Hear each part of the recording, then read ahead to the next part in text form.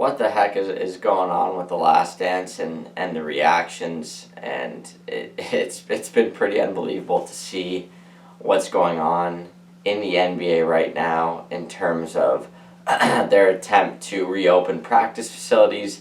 But I think still the biggest basketball news in the world is The Last Dance. And I think not only is these next two episodes, part two, that are being released later tonight in a few hours, not only are they going to be interesting in the perspective of a basketball fan, but I think you're going to see a lot more people tune in that might not be the biggest of basketball fans, rather bigger sport fans. And I think part of the reason because of this is that because of Dennis Rodman's effect on the entertainment industry, his effect on politics. I mean, he's pretty much done it all. Some good, some bad.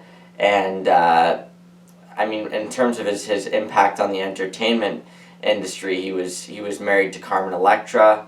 I don't know if they had children. I want to say no, but I could be wrong on that. His relationship with Madonna. He's been with some of the top female celebrities and artists, so that's kind of been interesting. Not to mention he's been in conflicts. I believe he was involved in a domestic dispute with Carmen Electra, which she was charged by the police, I believe, in California. His former financial advisor has come out and said some things about Dennis Rodman, that when he had been drafted into the NBA in 1986, his former financial advisor would deem Dennis Rodman, how he would describe Dennis Rodman as being just a very innocent guy. And I mean, Dennis Rodman, before he came into the NBA, I believe he did some work as in custodial services, in terms of I don't know if he worked in an arena, but he was I guess somewhat of a cleaner. I have to read into that a little bit more, but I don't know a whole lot about his background as he grew up as a kid, but I could assume that there would be some things that motivated him to take on the life that he did. In the instance of Aaron Hernandez, who was a former tight end for the New England Patriots, within the documentary that he released in that 3-part series, he and some of the people around him credited him potentially with being bisexual, which is what that many people attribute to that, which Dennis Rodman is bisexual. And Dennis Rodman came out and saying that he had, at the time, whether he was dating Carmen Electra or Madonna, or during his marriage with Carmen Electra, as him having potentially a relationship with himself. Within the Aaron Hernandez documentary, many attributed to him having a relationship with other men at points during his life, and obviously he was married when he was still alive.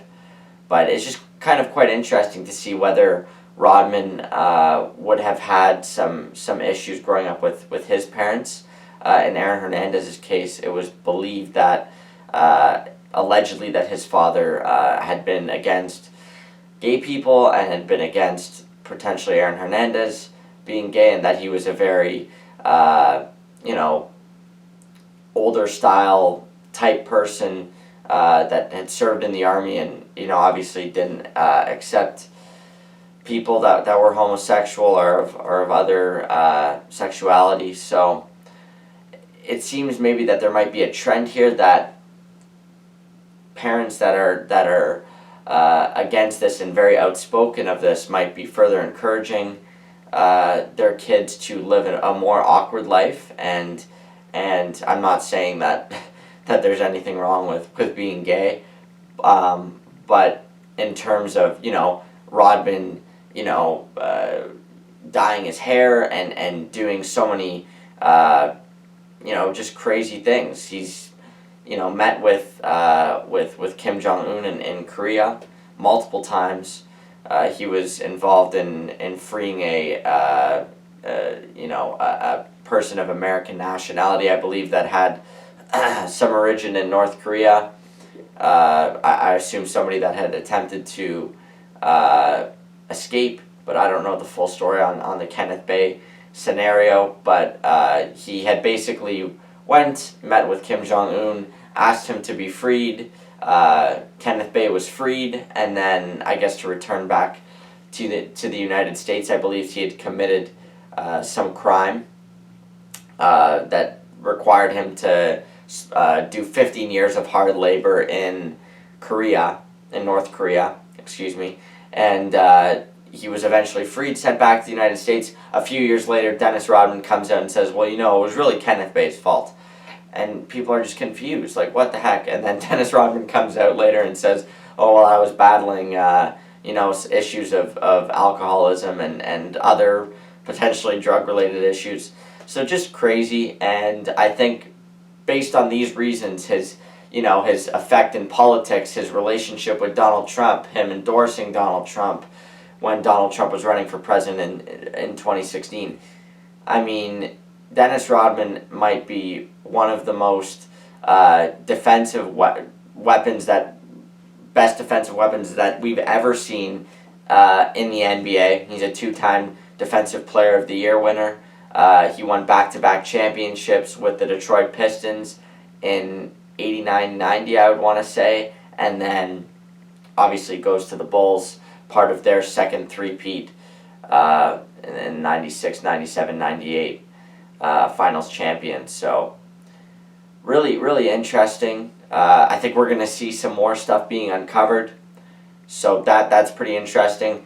The next thing I'd like to talk about is going back to the Draymond Green comments, whether that's about Michael Jordan or Kevin Durant, and what Steve Kerr has contributed to this conversation.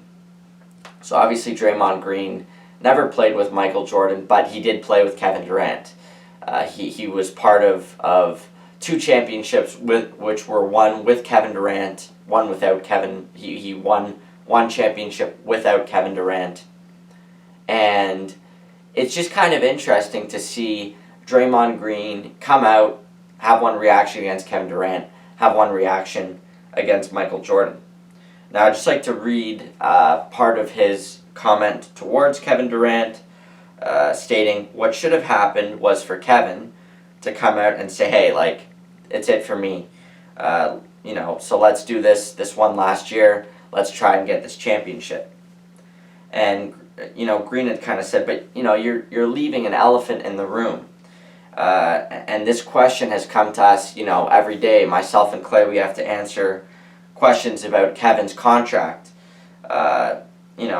stating that either this is where I want to be or this is where I don't want to be. I want to finish my career here. And obviously Draymond Green kind of being somebody that, fully believes in what Golden State's doing and has been around there for a while. But and the purpose of this video is not to bash NBA players based on their stance. I try to make it as positive as I can, but I feel as if Draymond Green has kind of brought this negative air into both The Last Dance and his former relationship with Kevin Durant.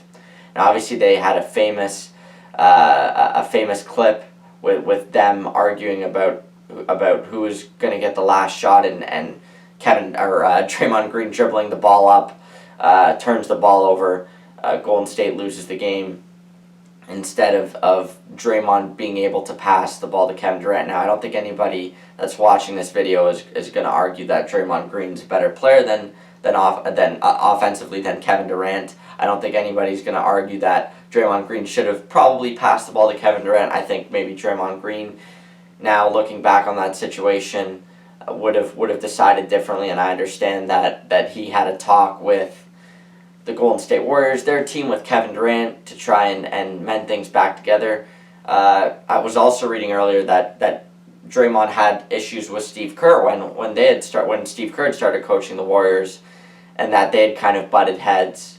And Steve Kerr wrote a 4-page letter to Draymond, try to smooth things over. Draymond reads the first half of the page and doesn't read the rest of the letter. Now, whether this kind of cites ignorance, whether this cites conflict that he's creating. It's very hard for me to understand his criticism of Kevin Durant because Kevin Durant was in a difficult situation. He wanted to build his resume. He wanted to build his legacy. He went to Golden State. I'm not going to get into I'm not going to get into this ring chasing idea because I could argue that LeBron went to Miami with Dwayne Wade and joined up with Chris Bosh to ring chase. I mean, you could argue that Dennis Rodman, when he joined Chicago, he wanted to get more rings. And in the third, fourth, and fifth ring, which he won with Chicago, he was ring chasing. It's very hard to criticize players for doing this because they're players that signed years before, and then a player will join up with them in the future. Now, obviously, in the case of the Rockets in the championship that they won with Hakeem Olajuwon and other players back in the, I want to say, late 80s as well, maybe early it must be late 80s. They had back-to-back first overall draft picks in 1984 and in 1985, which they had used, which they had drafted Hakeem Olajuwon in. So they had kind of, they had allegedly tanked. They built up their team with two first overall draft picks, and they made some other moves. So in that case, they're arguably two of their best players were first overall draft picks at the time. And so then I guess you can't really accuse them of ring chasing, but again, I'm getting too much into this topic, and it's a very difficult argument to have. I don't want to fault Kevin Durant for what he did. He might have been chasing rings if you do want to argue that, but of both championships which he did win with the Warriors, he was the NBA Finals MVP in both of those. So, we're not talking about a guy who's subpar. I think he's obviously better than Draymond Green, and was probably the best player on that Warriors team. Now, I say that Steph Curry was the nucleus and might have been the MVP to that team. That does not necessarily mean that he was the best player on that team. That's another conversation for another day. I think they're both outstanding players, but I don't think it's fair to say that the best or second best player on a team should be at fault for ring chasing and should be at fault for signing there and then not being sure if he wanted to leave. It's very complicated. I'm obviously not an NBA player, but it's a very complicated life to live. And in terms of where you're going to go next, what money options are on the table, what teams want to sign you, what living options are on the table. If you have a family, if you have kids, what are you going to do? Very difficult decisions. And in terms of Draymond, now I don't know if Clay has really spoken out about this. He's a pretty quiet guy compared to Draymond Green. I don't know how he feels about this, but ultimately, if there was one thing that Kevin Durant could have done, it would have been to, and I don't know if he did necessarily do this, but maybe come out and speak to the media more directly about, hey, stop asking my teammates these kind of questions. It's offensive to me. It's offensive to our team. These questions, just make them my, area of concern. Or he could have also said, just don't ask me these questions. I'm not going to answer. He didn't really end up giving the media a lot of tips to where he ended up signing after that. I don't think everybody was, 100% sold that during that season he was going to sign with the Brooklyn Nets and join up with Kyrie Irving. So, very complicating situation. I tend to not have an opinion really as much on what I think Kevin Durant should have done. I mean, there's some suggestions that I would make, but as his teammate, if I were in Draymond Green's shoes, I certainly would have not come out and said what Draymond Green said. Now, a few days later, he follows up some more of his comments with, I believe he does a show with Maverick Carter or somebody else where he talks a bit about reactions at The Last Dance and other things NBA related. And I know he's also appeared on some other shows like LeBron James and The Barbershop. So he's obviously somebody that likes to speak out, and I do credit Draymond Green for that, because I love NBA players coming out, sometimes in the case where it's not interfering with their team, which his comments, Kevin Durant's now left, so they were not interfering with the team. He had some conflicts when Kevin Durant was with the team, but I do like to see players come out, give some of the fans a little bit of what happened on the inside, and for players to share their opinions of what did happen in a situation, because it really shows how difficult it is to be a professional athlete and to be an NBA player. There's conflict that goes on, whether it's with management, whether it's with other players, whether it's with the media, whether it's in their personal life. So I do credit Draymond for trying to come out and elaborate a little bit on that. Now, he took it a step further. He started criticizing Michael Jordan now. I don't think it's in the best interest of many people to criticize Michael Jordan. He's the majority owner of the Charlotte Hornets. He's an NBA legend. He's a six-time NBA champion.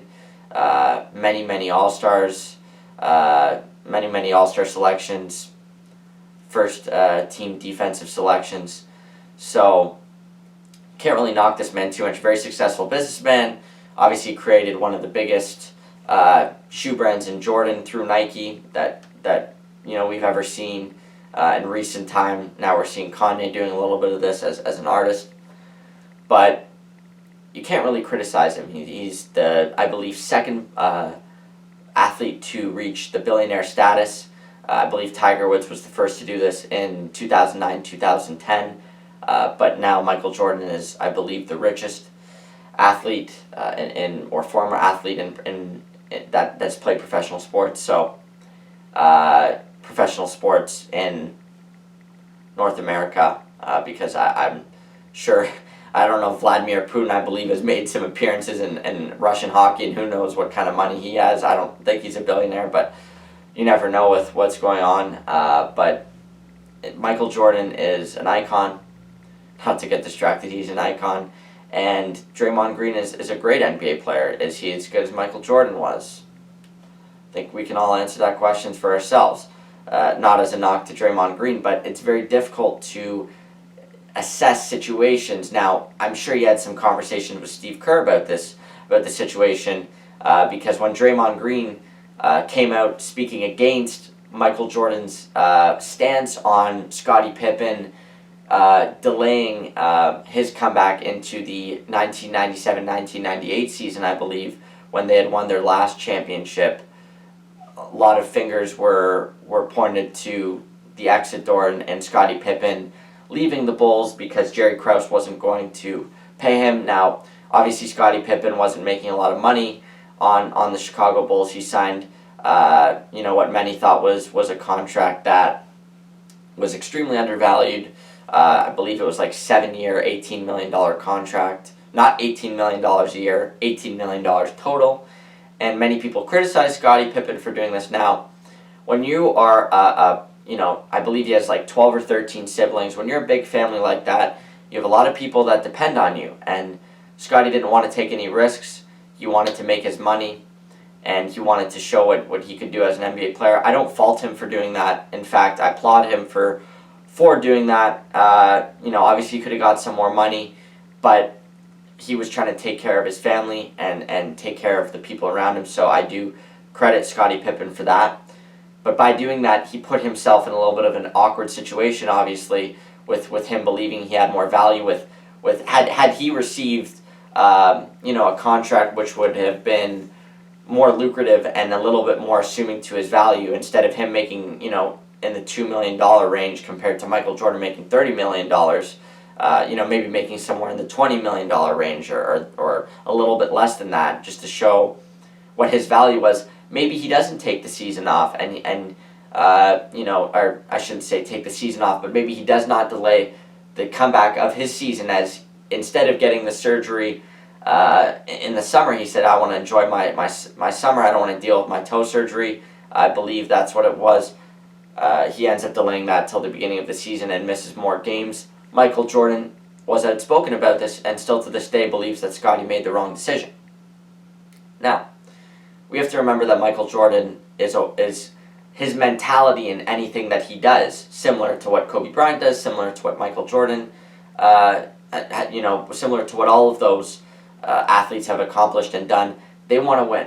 That is almost goal number one in terms of anything that they're going to do, whether it's in their business, whether it's in terms of the shoes that they're selling, in terms of other products that they're selling. LeBron is involved in the movie industry. He's invested in Blaze Pizza. He's invested into Liverpool FC in England. Michael and Kobe and his investments in terms of one of the water companies that he was working with.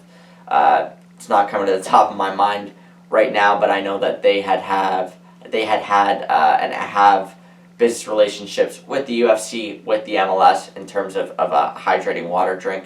So Kobe was invested into that. He had some investments in the UFC, in the owning of that company. I don't know how large. I just know that Dana White has mentioned that. So Michael Jordan is a winner in anything that he tries to set out to accomplish. And when one of his teammates, the Robin to Batman, is kind of saying, hey, well, now I'm going to look out for myself after all this time. I'm going to look out for myself, and I'm going to sit out. I'm going to get healthy. I'm going to come back, and we're going to go for this playoff run this one last time. Now, Michael Jordan was put in an extremely difficult situation too. And this was, I believe, his second retirement in the NBA. And, people didn't know, is he ever going to come back after this time? This put Michael Jordan, as I think we're going to see in the next few episodes of The Last Dance, it didn't put him in a good spot. And Michael Jordan, I think, knew what was coming. And that's probably why he became very salty. The people that are saying he's a bad person, and he kind of said, hey, when people watch these episodes, when people watch this documentary, people are going to start to think about me as a bad person. My personal reaction of what Michael Jordan has done in terms of the documentary and what's kind of been further spoken about, I haven't changed my opinion on Michael Jordan. I don't have any more bitterness towards him. I never did. So it's just in terms of what he tried to do to set himself up for success. He never said Scottie was a bad player. He was never extremely outspoken. I don't think he wants to make a brand off of saying, hey, Scottie Pippen made the wrong decision. But when somebody asks him a question, he's an honest man. He gives an honest answer. And, I don't necessarily 100% agree with his stance, but I'm not going to come out and bash him. Draymond Green wasn't a part of that team. He didn't know what was going on. In my opinion, I would just kind of not want to talk about something like that. I'm sure you heard some stories for Steve Kerr, and Steve Kerr also is someone who disagrees with Michael Jordan's stance on Scottie Pippen, and I don't really fault either one of them for their stances. I don't agree with Michael Jordan any more than I agree with Steve Kerr.